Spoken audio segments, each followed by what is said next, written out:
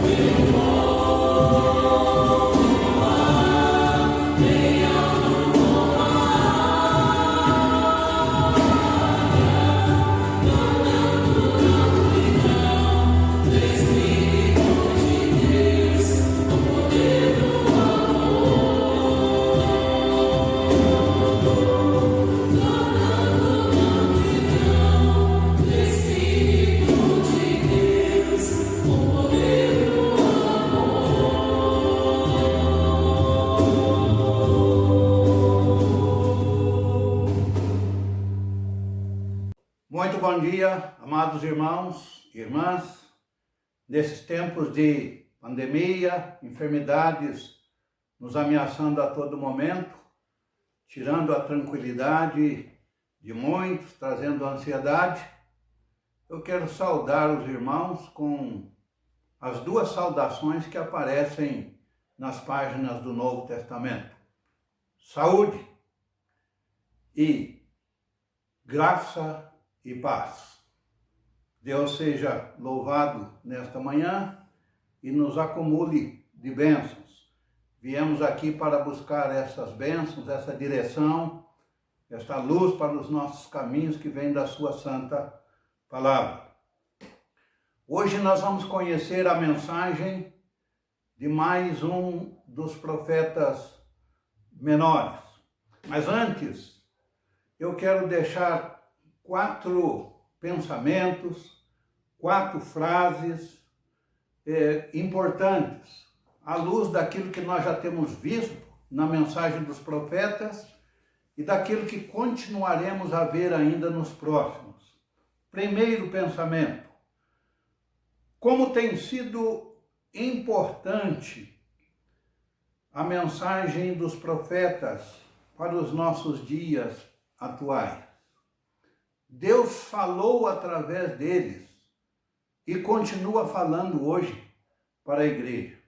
A igreja não está desnorteada, a igreja está no caminho, a igreja caminha firme em direção aos propósitos de Deus nos caminhos apontados pelos profetas. Segundo, como tem sido importante conhecer que Deus tem na terra um povo dele, exclusivo, e que ele jamais desiste desse povo. Terceiro, como tem sido importante saber que quem toca no povo de Deus, toca na menina dos olhos do próprio Deus. Foi ele quem disse isto no livro de Zacarias. Deus permitindo, nós ainda vamos chegar lá, mas no capítulo 2, no versículo 8 de Zacarias, ele mandou um recado para as nações: se alguém tocar no meu povo, tocará na menina dos meus olhos. Quarto pensamento, creio que esse é um dos mais relevantes.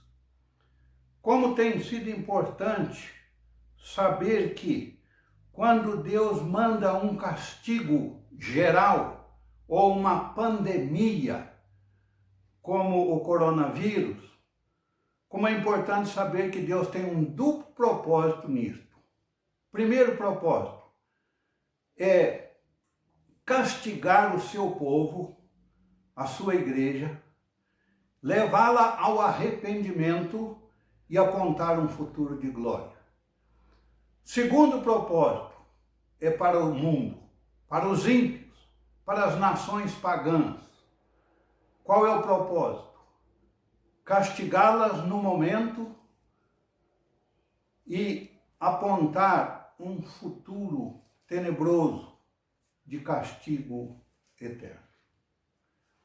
É isso que temos visto na mensagem de todos os profetas, dos que já vimos e dos que veremos ainda pela frente. No último domingo, na nossa manhã do domingo passado, nós pregamos sobre Amós. A mensagem central de Amós, só para recordar em poucas palavras: 8 nações estão no banco dos réus e Deus assentado no seu trono de juízo. Ele aplicou juízo sobre as 8, com esse propósito que nós já demonstramos aqui: mostrar o castigo para as nações ímpias que prejudicaram a nação de Israel e apontar para elas um futuro tenebroso. E apontar para as 2 nações do pacto, Judá e Israel, como vimos lá em Amós, castigando-os no momento pelo pecado, por terem sido seduzidas pelas nações, apelar para o arrependimento e apontar um futuro glorioso. Hoje nós vamos olhar para o menor dos menores. Nós vamos olhar para o livro de Obadias. Embora pequeno, mas tem uma grande e profunda mensagem.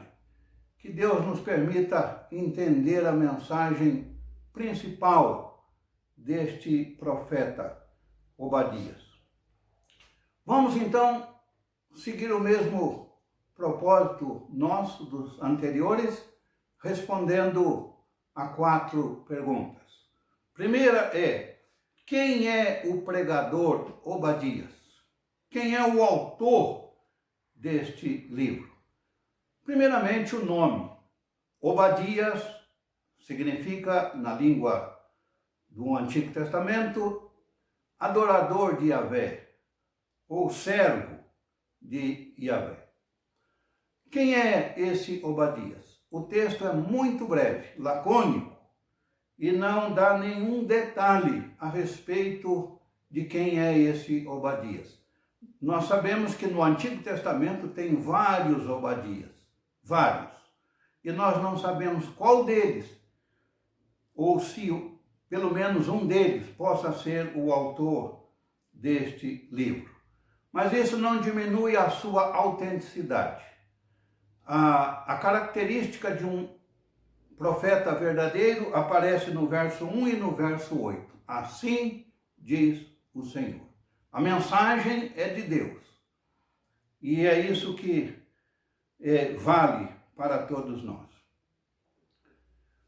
A data desse profeta, ou desta profecia, também há dúvidas. Os estudiosos da palavra de Deus, do Antigo Testamento, eles são divididos. Uns acham que Obadias profetizou depois do cativeiro. Outros acham que ele profetizou antes do cativeiro. Nós não temos aqui o tempo, como nos outros, no tempo do rei fulano, cicrano, isso nos daria a época. Como Obadias não tem isto, vai direto para a mensagem, nós temos que olhar para o texto para tirarmos algumas conclusões do tempo. E alguns então acham que o tempo é depois do cativeiro, porque em Obadias refere-se a uma catástrofe de Jerusalém. Os que acham que Obadias profetizou depois da destruição, entendendo que esta catástrofe indicada em Obadias é aquela da Babilônia, por Nabucodonosor. Então, ele seria um pré-destruição, um pré-exílio. E os que acham que é antes, que Obadias profetizou antes, é que ele possa ser, então, profetizado para a nação bem antes da destruição. Eu particularmente entendo que ele seria um pré-exílio. Por um pequeno detalhe, o povo cativo lá na Babilônia conhecia a mensagem de Obadias. Lá no Salmo 137 está registrado o povo orando a Deus e pedindo: Senhor, olha para o Edom, olha para aquela nação que quando nós estávamos sendo cercados e massacrados, eles gritavam: bem feito, arrasai-a, arrasai até os seus alicerces. Então, por causa disso, nós ficamos com esta corrente que entende que Obadias profetizou depois da destruição de Jerusalém. Pois bem, segunda pergunta que precisamos responder: para quem Obadias pregou? Naturalmente, ele pregou para a nação da aliança, porque profeta de Deus fala para o povo de Deus. É o povo de Deus que precisa receber a mensagem. Mas o verso 1 de Obadias fala: assim diz o Senhor Deus a respeito de Edom. Então, nós temos aqui uma profecia de Obadias para um destinatário que certamente é Judá e a respeito de uma nação, a respeito de Edom. essa profecia não era para ser enviada para os edomitas. Essa profecia tinha que ir para o povo de Deus, sabendo que Deus estava tratando com a nação de Edom, que tanto massacrou a nação de Israel. E não somente para Edom, mas também para as nações. Edom aqui, meus amados, ele representa todas as nações ímpias, todos aqueles que são adversários do povo de Deus. Tanto é assim que lá no verso 15 de Obadias está: porque o dia do Senhor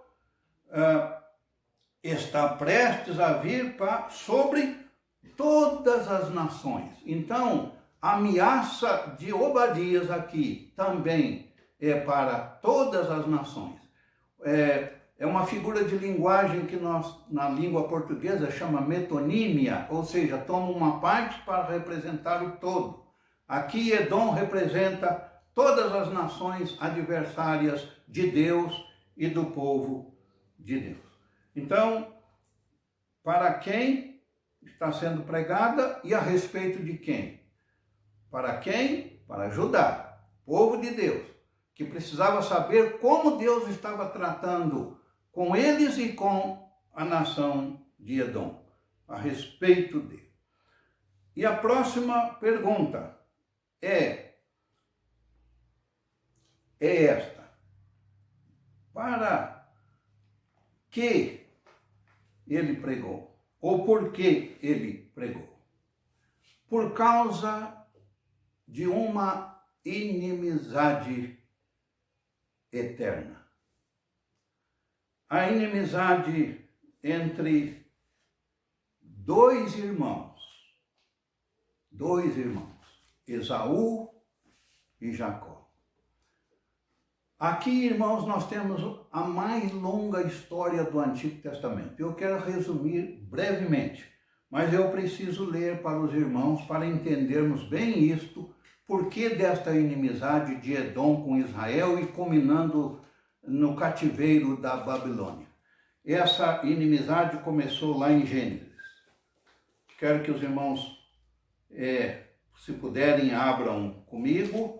E nós vamos ler esta passagem no capítulo 25 do livro de Gênesis. Versículo 21. Isaque orou ao Senhor por tua mulher, porque ela era estéril. E o Senhor lhe ouviu as orações, e Rebeca, sua mulher, concebeu. E os filhos lutavam no ventre dela.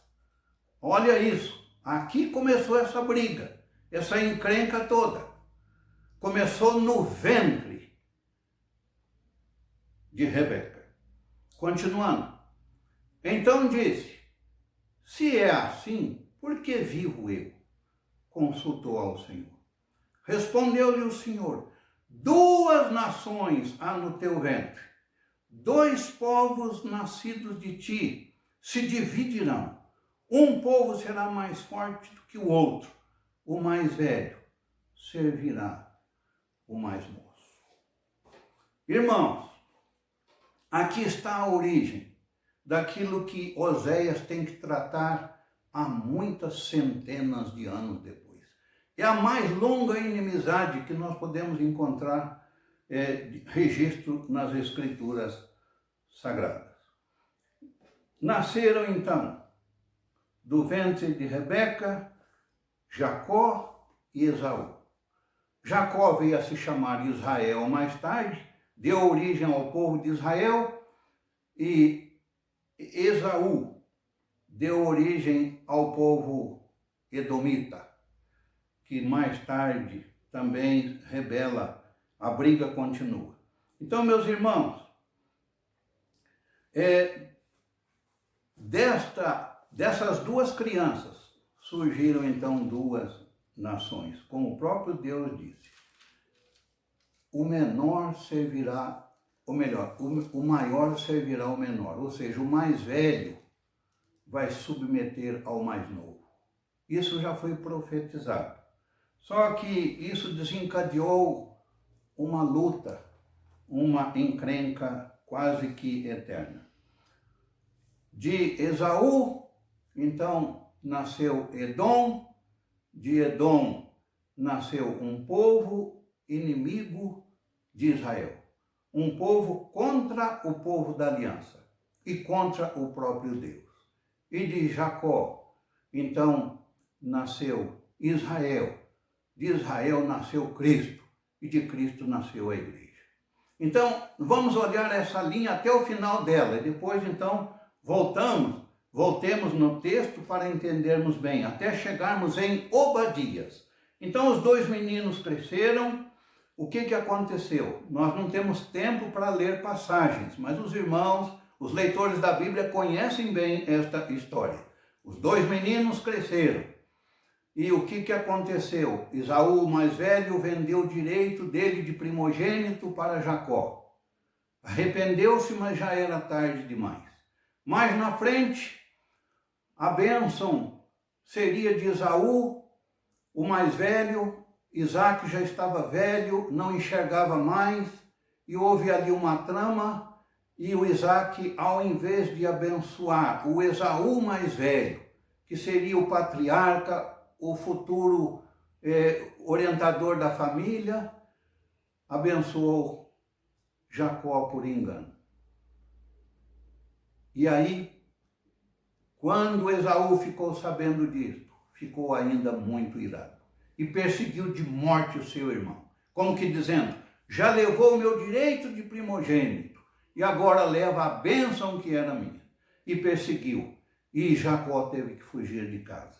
Nós conhecemos bem essa história no livro de Gênesis. E Jacó vai para uma terra distante, casou com a sua parente de sua mãe, e ali, daquele casamento com Rebeca e Lia, nasceram 12 filhos. Depois de 20 anos, com essa família grande, Jacó volta para a sua terra e reencontra o seu irmão Esaú. Houve ali uma reconciliação, mas não foi uma reconciliação de fato. Então, Jacó e a sua família estabeleceu em Betel, ali na terra, e Esaú, também casado com a sua família, estabeleceu numa outra região da própria Palestina, na chamada Idumeia, mais tarde, e ali passou a habitar nas montanhas de Seir. Muito bem.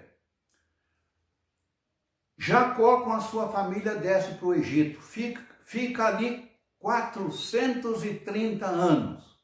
E aí, pela providência de Deus, a família de Jacó, que já era o povo de Israel numeroso, sai do Egito para ir para Canaã. De repente, aquele povo na caminhada tem que passar pelas terras de Edom, pelas terras de Esaú. E aquele povo edomita diz: por aqui não, vocês não pisam nesta terra. Olha a inimizade, mais de 500 anos depois, não passam por aqui. Isso está registrado no primeiro livro da Bíblia. E então, os filhos de Jacó, para chegar a Canaã, tiveram que dar uma volta muito longa. E isso contribuiu para que eles ficassem no deserto 40 anos. Foi um dos motivos do retardo em chegar na terra da promessa. Então, Esaú está ali com agora a sua descendência sendo empecilho. Muito bem. A família de Jacó, então, chega em Canaã e estabelece ali. De quando em quando, na história, nas narrativas de Gênesis, nós encontramos muitas vezes os edomitas encrencando com os israelitas. No tempo de Josafá, isto aconteceu, do rei Josafá. E até Davi, quando chegou então o reinado de Israel na mão de Davi, que Davi foi um lutador, o rei segundo o coração de Deus, os edomitas foram conquistados. E com respeito a Davi, houve trégua. Mas, depois da morte de Davi e da divisão do reino, o povo de Israel está enfraquecendo e o povo edomita está crescendo. E culminou quando chegou o dia da destruição de Jerusalém pela Babilônia. que Deus estava punindo o seu povo por quebra da aliança, os edomitas entraram juntos e ajudaram no massacre. E aí agora então entra Obadias. Esse é o tempo de Obadias. Depois do cativeiro, sendo assim, ele vai descrever Israel na Babilônia, humilhado, e os edomitas, com toda a sua pompa, nós ganhamos esta. Como que dizendo, chegou o fim para Israel e nós estamos aqui nas alturas, na nossa montanha. E aí vem Obadias. Será que vocês vão permanecer com essa arrogância toda? Eu vou mostrar para vocês o que vai acontecer. O que vai acontecer com Edom, com Esaú e o que vai acontecer com o Israel. Aqui então, irmãos, nós chegamos na encruzilhada. Saber que rumo que essa história então vai tomar. Mas antes de olhar para o texto de Obadias, o que ele pregou, eu quero dizer que essa inimizade continuou até os dias de Jesus Cristo. Os Herodes que perseguiram Jesus, aquele Herodes que mandou matar os meninos para tentando tirar a vida do próprio Jesus recém-nascido, e aquele Herodes era um remanescente do restante de Edom que sobrou e havia misturado com outras nações. O segundo Herodes é o que mandou matar Tiago ao fio da espada. E um terceiro Herodes é aquele que mandou tirar o pescoço de João, cortar o pescoço de João Batista. Um desses Herodes, aquele que Paulo enfrentou lá em Atos dos Apóstolos, e Paulo debateu com ele, e ele disse, por pouco, Paulo, você não me convenceu de me tornar um cristão. Esses Herodes eram remanescentes. Então, notem, irmãos, uma briga que começou no ventre de Rebeca, chegou até a esse ponto aqui. Mas então vamos olhar para o pequeno texto. Vamos responder a quarta pergunta. O que Obadias pregou? Qual é o conteúdo deste pequeno e extraordinário livro?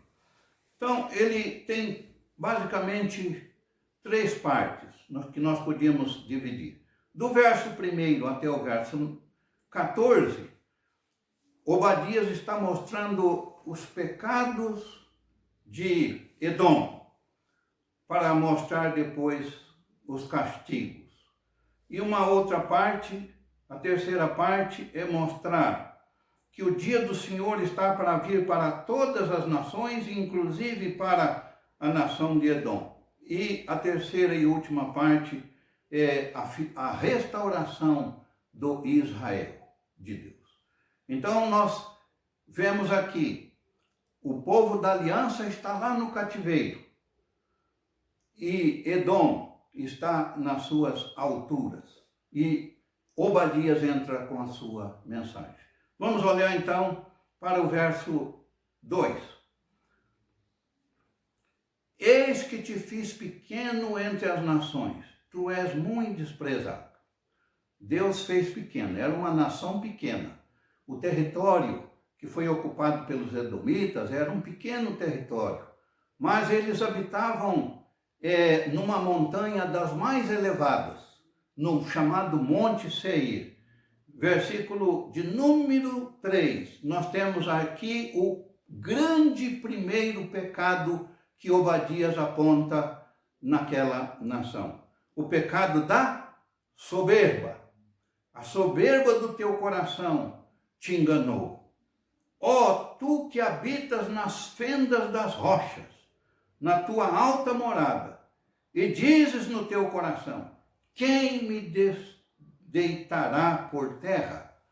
Então, a nação edomita habitava naquelas montanhas vermelhas, próxima do Mar Vermelho, ali tudo é vermelho, e inclusive coincide com o nome Edom, que é o Esaú. Esaú veio a chamar Edom, assim como Jacó veio a chamar Israel, que deu origem aos edomitas e aos israelitas.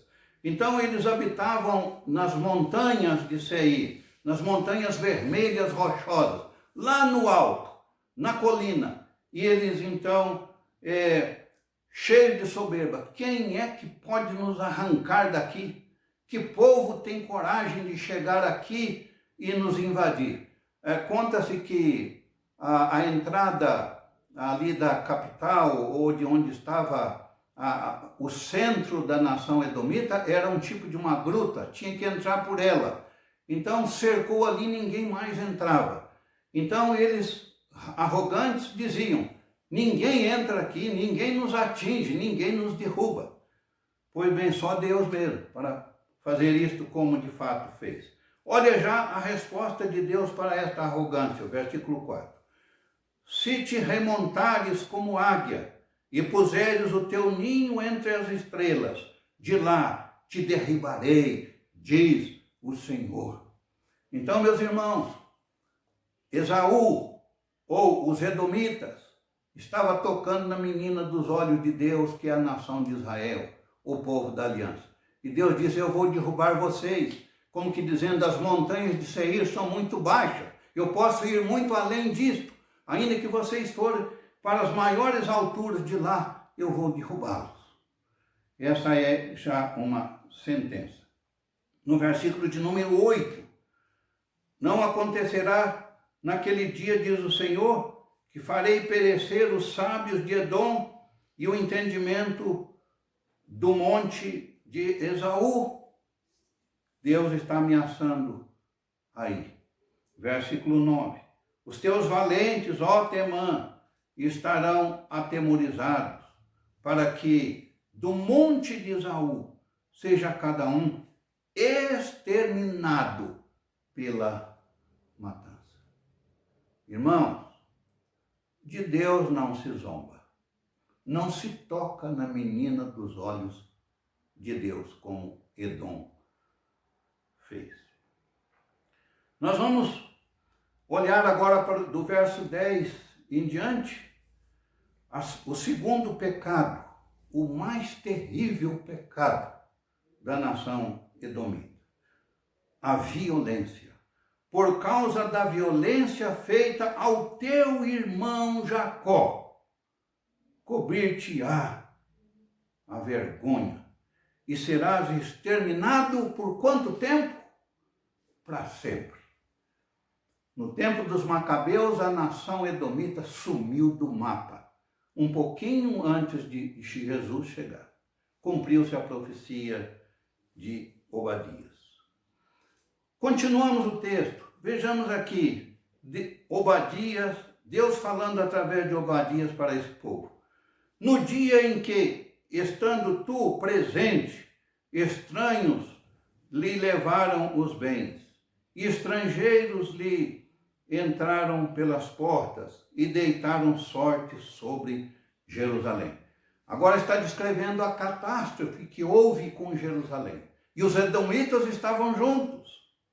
Quando, então, Nabucodonosor invadiu Jerusalém, os edomitas estavam ali do lado, dando todo o apoio. Verso 12. Tu não devias ter olhado com prazer para o dia do teu irmão, o dia da sua calamidade, nem ter te alegrado sobre os filhos de Judá no dia da sua ruína, nem ter falado de boca cheia no dia da angústia. Pois bem, o livro de Jeremias e o livro de Ezequiel narram a mesma coisa. E nós sabemos então que Jeremias e Ezequiel, eles provavelmente então foram contemporâneos de Obadias. Eles viram as mesmas coisas na destruição. E lá no livro de Ezequiel, capítulo 25, verso 3, está lá não os moabitas, mas os amonitas dizendo: bem feito, bem feito. Era uma multidão de moabitas e edomitas gritando: bem feito, bem feito. E aí Deus diz: vocês que disseram bem feito, vocês vão ver comigo. Vocês tocaram na menina dos meus olhos. Então, continuamos aqui Obadias falando. Versículo 13. Não devias ter entrado pelas portas do meu povo no dia da sua calamidade. Tu não devias ter olhado com prazer para o seu mal no dia da sua calamidade, nem ter lançado mão dos seus bens no dia da sua calamidade. Eles entraram e ajudaram a saquear a cidade. O exército de Nabucodonosor já era poderosíssimo, e ainda mais os edomitas juntos saqueando e levando os bens. Versículo 14. Não devias ter parado nas encruzilhadas para exterminar os que escapassem. Outro erro. Os edomitas ficaram nas esquinas e aqueles que estavam tentando escapar do massacre, eles agarravam e entregavam para o exército inimigo. Finalzinho do verso 14. Nem ter entregado os que lhe restassem no dia da sua angústia. Meus amados, então está aqui a mensagem de Obadias para a nação de Judá ficar sabendo o que ele ia fazer com a nação edomita. E agora nós temos, irmãos, o próximo item, a próxima divisão do nosso texto, aí entra no verso 15 e 16. Porque o dia do Senhor está prestes a vir sobre todas as nações. Como tu fizeste, assim se fará contigo. O teu mal feito tornará sobre a tua cabeça. Isso aqui é para Edom ainda. O que você semeou, você vai colher. O teu mal feito vai cair sobre a tua cabeça. Vamos pegar o texto também lá de Oséias. Vocês semearam vento e vai colher tempestade. Versículo 16. Porque como bebestes no meu santo monte. Então eles beberam, farrearam lá no monte de Sião depois do massacre. Fizeram festa em cima das ruínas. Como bebestes no meu santo monte, assim beberão de contínuo todas as nações. Beberão, sorverão e serão como se nunca tivessem sido. Aí está, irmãos, amados, Deus apontando os pecados da nação arrogante, que morava lá nas alturas. E Deus disse, eu vou derrubá-los daí. E agora vamos ver a parte final da profecia de Obadias. Versículo 17. Tem um mas aqui que é extraordinário. A primeira palavrinha desse versículo. Mas, o que nós acabamos de ver? A ruína de Edom e das nações inimigas de Deus. Porque Edom representa todas elas. Mas no monte de Sião estava arruinado. Nabucodonosor destruiu tudo com a cooperação dos edomitas. No monte de Sião haverá livramento. O monte será santo. E os da casa de Jacó, que é o Israel de Deus, que é a igreja de Deus, na casa de Jacó, a casa de Jacó possuirão as suas herdades. Ou seja, agora é a vez de Jacó reconquistar tudo que perdeu. Aqui Obadias já está apontando para depois dos 70 anos do cativeiro, quando Israel voltaria para a sua terra, pela liberação do rei Ciro. Vamos continuar. Versículo 18. A casa de Jacó será fogo, e a casa de José chama, e a casa de Esaú, o quê? Palha, restolho. Então, agora tudo está sendo invertido. Continuando no verso 18. Aqueles incendiarão a este, ou seja, os da casa de José e Jacó, do povo da aliança, do povo de Deus, eles então serão fogo para a palha, que era Esaú. Aqueles incendiarão a este, e o consumirão. E ninguém mais restará da casa de Esaú, porque o Senhor, o Yahvé da igreja, o Deus dos crentes, o Deus da igreja, é que falou. Irmãos, a Bíblia é um livro extraordinário. A Bíblia é um livro perfeito. E conhecer essas verdades é muito gratificante para todos nós. Continua, versículo 19. Os de Neguebe possuirão o monte de Esaú. Quer dizer, aquilo que era de Esaú, Israel vai conquistar. Todas aquelas montanhas. Os da planície, os filisteus, possuirão também os campos de Efraim e os campos de Samaria. Benjamim possuirá a Gileade. Os cativos do exército dos filhos de Israel possuirão os cananeus até a Sarepta. E os cativos de Jerusalém, que estão em Zarefade, possuirão as cidades do sul. Verso último, fechamento da mensagem de Obadias. Salvadores, onde subirão o monte de Sião? Salvadores, e não mais destruidores. Salvadores subirão ao monte de Sião, à capital destruída, para julgarem o monte de Esaú.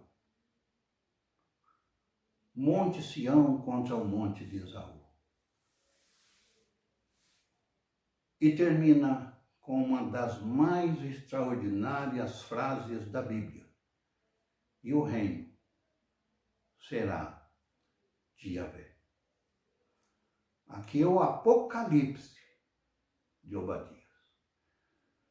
A história humana está levando para isto, irmãos. Essa história ainda não terminou. O povo de Deus ainda está na terra. E as nações combatem contra este povo o tempo todo. O cristianismo é atacado, é agredido o tempo todo. Mas nunca ninguém destruiu. É um reino indestrutível.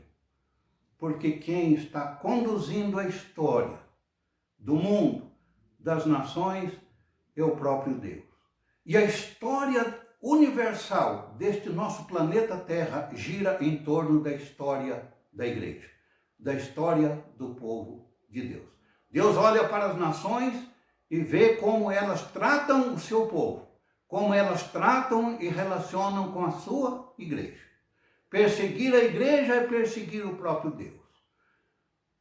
Tocar na igreja é tocar de novo na menina dos olhos do Senhor. E no fim nós já sabemos o que vai acontecer. Nós estamos nesse período caminhando para o Apocalipse, para o livro do Apocalipse. E nós já sabemos para onde vamos. E já sabemos quem está conduzindo a história. E já sabemos o que está acontecendo nos nossos dias. Essa pandemia que afetou o mundo inteiro, as nações inteiras. Qual é o propósito de Deus nisto? Isso não é acaso. Isso não é acaso. Embora as autoridades e políticos e todos olhem com outros olhos, nós olhamos com os olhos de Deus, com os olhos na palavra de Deus. Então, o propósito desta pandemia é purificar a igreja, acordar a igreja, que entristeceu a Deus, como Israel no tempo de Davi, no tempo de Isaías, ou melhor. Nós já pregamos sobre isso. Deus disse, a religião de vocês não me agrada. O teocentrismo de vocês está fora. Vocês servem mais ao mundo, imitam mais as nações do que cumprem a minha palavra. Eu vou punir vocês, mas o futuro de vocês será glorioso. E é a mesma coisa hoje, amados. Uma pandemia como esta é a mão de Deus chamando a igreja de volta, despertando o seu povo, trazendo para ele os verdadeiros salvos. Não essa igreja falsa, não esses cristãos de fachada, de participar só de igrejas, Mas o verdadeiro povo de Deus está sendo despertado cada vez mais com a palavra do Senhor. E um aviso para o mundo, para as nações. Vem coisa pior, vem o juízo final.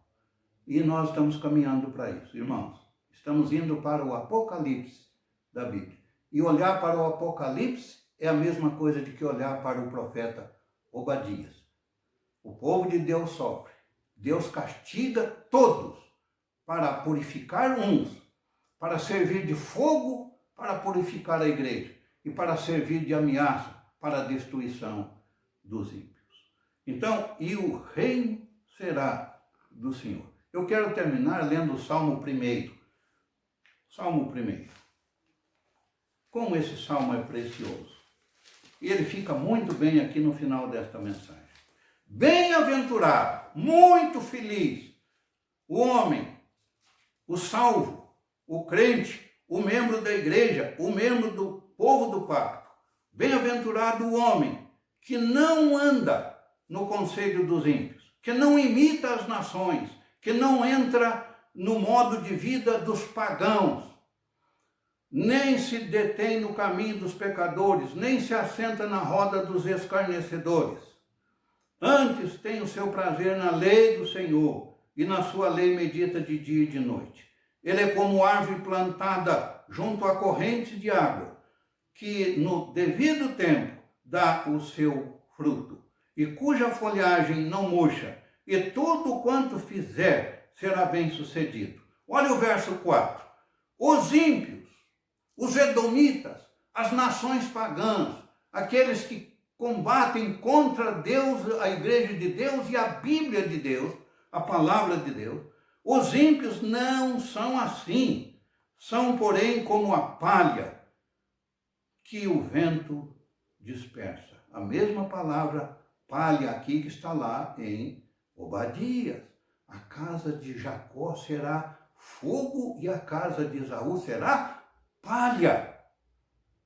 Verso 5, por isso os perversos não prevalecerão quando? No juízo, nem os pecadores na congregação dos justos.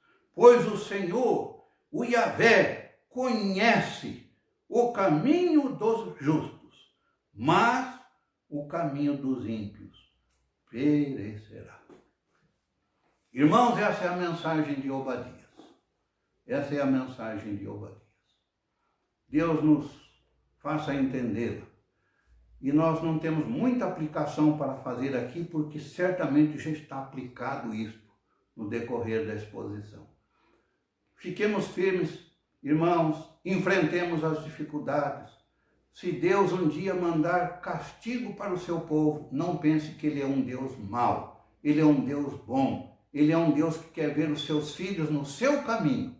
Quando há um desvio, Ele manda o castigo e traz de volta.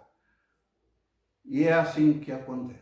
Quando vem provação, quando vem pandemia, quando vem enfermidades, quando vem tudo. Provação é o amor de Deus sobre o seu povo. Deus não desiste nunca do seu povo. Essa mensagem está em Isaías, que nós já pregamos. Essa mensagem está em Oséias. No casamento de Oséias, vai lá e traga de volta a sua esposa. Não há divórcio. Eu não desisto de vocês. Vocês são a minha esposa, o povo da minha aliança. Isso está em Amós e isso está em Joel, que nós já estudamos, e de um modo muito forte nesse pequeno, no menor profeta, mas tem a maior mensagem do amor e da misericórdia de Deus para com o seu povo, para com a sua igreja. Louve a Deus por ser membro da igreja de Cristo Jesus. Amém. Vamos orar, meus amados, encerrando esta lição bíblica nesta manhã do domingo. Glorioso Pai, soberano Senhor, louvado e bendito seja o teu nome, porque o Senhor é o Deus que criou tudo, é o Deus que administra tudo, é o Deus que vai consumar todas as coisas. E louvamos o teu nome por fazermos parte do povo da tua aliança, o povo que o Senhor chamou, o povo que o Senhor escolheu, salvou com o sangue precioso de Cristo para lutar com o Senhor na sua obra. Nesta obra de transformação deste mundo que foi contaminado pelo pecado. Dá-nos a graça, Senhor, de andarmos contigo, de andar com o Senhor cada dia da nossa vida, certo de que o Senhor já tem traçado o nosso caminho. Certamente o Senhor já tem preparado a nossa vitória final. Não há condenação mais para quem está em Cristo Jesus. E nós te louvamos por isso. Louvamos-te porque o Senhor ainda dá chance para as nações hoje, porque o teu evangelho está sendo pregado pelo ID de Jesus a todas as nações, buscando discípulos, seguidores do Senhor. Esta é a igreja de Cristo que chegará no Apocalipse e lá viver eternamente na Jerusalém, no Monte de Sião restaurado. Ajuda-nos, ó Pai, a vivermos assim. E tenha misericórdia do nosso mundo, que haja ainda arrependimento, que a pregação da igreja seja forte e que os ímpios, os pagãos, os incrédulos creiam no Deus da igreja, no Jesus da igreja cristã. Assim, ó Pai, haverá esperança para todos no sangue precioso de Cristo Jesus. Muito agradecido, Senhor, por esta manhã, pela Tua palavra, pelos nossos irmãos e famílias que estão cultuando conosco. Abençoe cada vida. Abençoe, ó Deus, cada família. Permita que em breve possamos voltar à Tua casa para juntos adorarmos o Teu santo nome. Ajuda-nos a sair desta pandemia, Senhor. Chegando o tempo certo, havendo quebrantamento do Teu povo. Assim como o Senhor levou o seu povo para a Babilônia por 70 anos, para purificá-los e trazê-los de volta, restaurando, assim também nos ajude, para que esse tempo desta pandemia passe logo e o teu povo volte à liberdade e à adoração conjunta na tua casa. Assim abençoa os nossos irmãos, os nossos lares, os ouvintes da tua palavra. É a oração que nós fazemos no nome santo e precioso de Cristo, nosso Salvador. Amém.